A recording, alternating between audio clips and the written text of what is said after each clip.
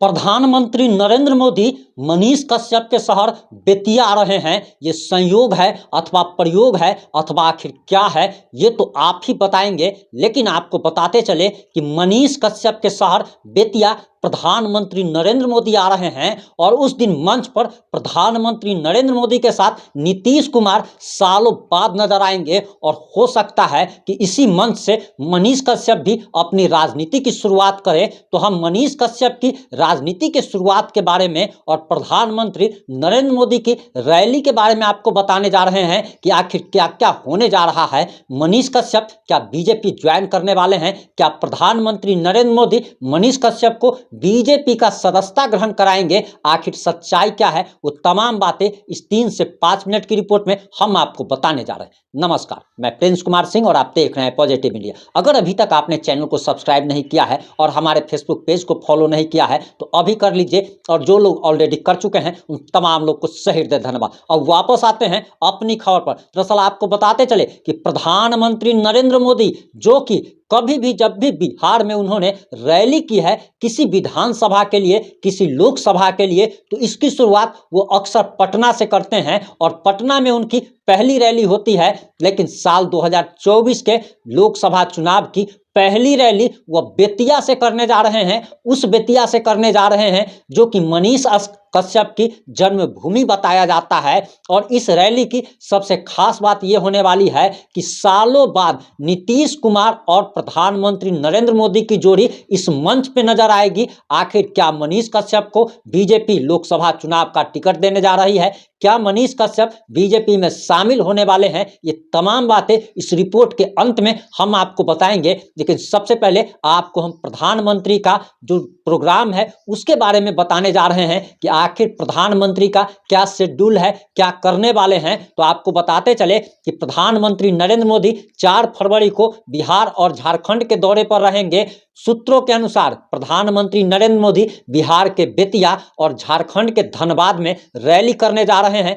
तय कार्यक्रम के अनुसार प्रधानमंत्री नरेंद्र मोदी सबसे पहले सुबह 10:30 बजे झारखंड के धनबाद जाएंगे, जहां पर वह सिंदरी में खाद कारखाने का शुभारंभ करेंगे। उसके बाद कई अन्य सरकारी योजनाओं का शिलान्यास और उद्घाटन भी करेंगे। इसके बाद झारखंड के धनबाद से वह बिहार के बेतिया के लिए रवाना होंगे और दोपहर 1:30 बजे बिहार के बेतिया पहुंचेंगे। बेतिया में प्रधानमंत्री नरेंद्र मोदी 20,000 करोड़ रुपए की विकास परियोजनाओं का शिलान्यास एवं उद्घाटन करेंगे। इस दौरान मुख्यमंत्री, बिहार के नए नवेले मुख्यमंत्री, जो कि जिसके बारे में कहा जाता है कि बिहार में सरकार किसी की भी हो, बिहार में सरकार किसी की भी हो, मुख्यमंत्री नीतीश कुमार ही बनता है। और मुख्यमंत्री नीतीश कुमार अक्सर मुख्यमंत्री पद से इस्तीफा देते हैं मुख्यमंत्री पद पाने के लिए, और उसी मुख्यमंत्री नीतीश कुमार के साथ प्रधानमंत्री नरेंद्र मोदी रैली करने जा रहे हैं।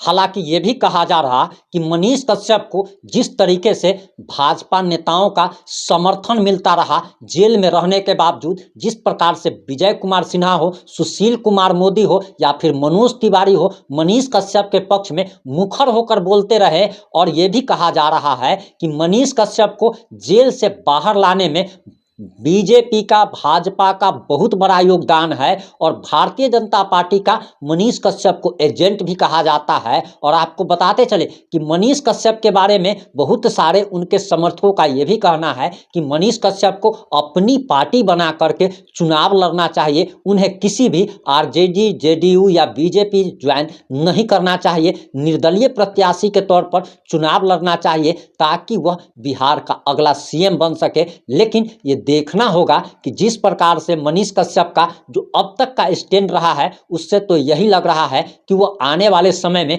बीजेपी के साथ जाएंगे। और कई बार मनीष कश्यप के बातों से भी ये प्रतीत होता आया है। और एक बात तो खैर फाइनल है कि वह आरजेडी में तो खैर नहीं जा पाएंगे, क्योंकि जिस आरजेडी पर उनको फंसाने का आरोप लगा है, जिस आरजेडी पर उनको जेल में 9 महीना रखने का आरोप है, जिस तेजस्वी यादव पर NA से लगवाने का आरोप है, आखिर उस तेजस्वी यादव के आप कह सकते हैं कि कंपटीशन में बीजेपी एक सख्त चेहरा सम्राट चौधरी की तरह एक नेता बनाना चाहती है और हो सकता है कि बीजेपी आने वाले समय में मनीष कश्यप को सीएम फेस के तौर पर भी प्रोजेक्ट करे, क्योंकि आप सभी जानते हैं कि किस प्रकार से सम्राट चौधरी जो कि आरजेडी के बाद जेडीयू और जेडीयू के रास्ते बीजेपी में आते हैं और बीजेपी में उन्हें कितना सम्मान दिया जाता है कि पहले तो प्रदेश अध्यक्ष बना दिया जाता है और उसके बाद बिहार में एनडीए की सरकार बनने के बाद उन्हें डिप्टी सीएम की कुर्सी दे दी गई।